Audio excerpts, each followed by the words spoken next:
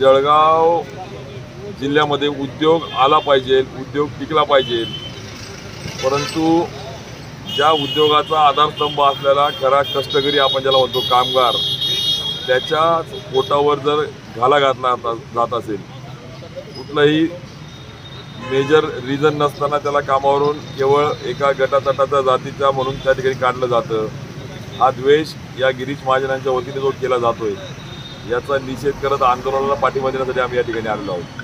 किती कामगार बडतर्फ करण्यात आले आहे म्हणतात? जवळजवळ 24पेक्षा जास्त कामगार त्यांनी बडतर्फ केले आणि कुठलंही रिझन नसताना, म्हणजे एका बाजूला प्रामाणिक कामगाराला बडतर्फ करायचं आणि दुसऱ्या बाजूला स्वतःच्या समाजाचा जातीचा आहे म्हणून त्याला रिटायर्ड झाल्यावरही कामात ठेवायचं.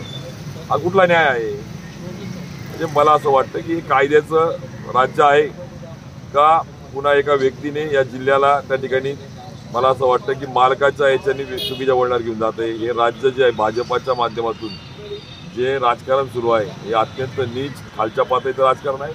हे पापी भोगतील तळतळाट या कष्टकऱ्यांचा, त्यांच्या हक्काचा, त्यांचा जर तुम्ही असलेला रोजगार जरी तुम्ही घेत असाल तर तुम्हाला त्या ठिकाणी कोणी माफ करणार नाही, लक्षामध्ये घ्या.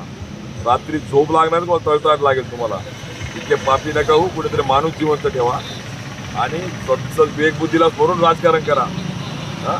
राजकारणामध्ये अनेक प्रकार बघितले विरोध करण्याचे, परंतु इतका द्वेष, अशा पद्धतीने राजकारण आणि ते कामगारांवर, मला असं वाटतं ही हद्द अत्यंत मर्यादाच्या पलीकडे या ठिकाणी झाली आहे. म्हणून आज या ठिकाणी आम्ही सर्व आमचे महानगर प्रमुख, आमच्या महापौर, आमचे सर्व पदाधिकाऱ्यांच्या सोबत शिवसेना उद्धव बाळासाहेब ठाकरे पक्षाच्या वतीनं या आंदोलनाला पाठिंबा देत या ज्या ज्या कामगारांवर अन्याय झाला आहे त्यांच्यापर्यंत आम्ही शेवटच्या क्षणापर्यंत, जोपर्यंत न्याय मिळत नाही तोपर्यंत पाठीमागे असणार आहे. कारण की दुसऱ्या बाजूला कोल्हापूर जिल्ह्यातल्या रेमंडच्या कामगारांना कामगार मंत्री खाडेंच्या माध्यमातून न्याय दिला जातो, त्यांना कामावर रुजू करा असे आदेश दिले जातात आणि इथे मात्र गिरीश महाजनांचा वरदहस्त असल्याने कामावर घेतलं जात नाही, अधिकारी या ठिकाणी येत नाही आणि मला असं वाटतं की याच्यामुळे उद्योग त्या ठिकाणी येत नाही. स्वतःच्या जामनेर जिल्ह्यामध्ये एक उद्योग आला नाही,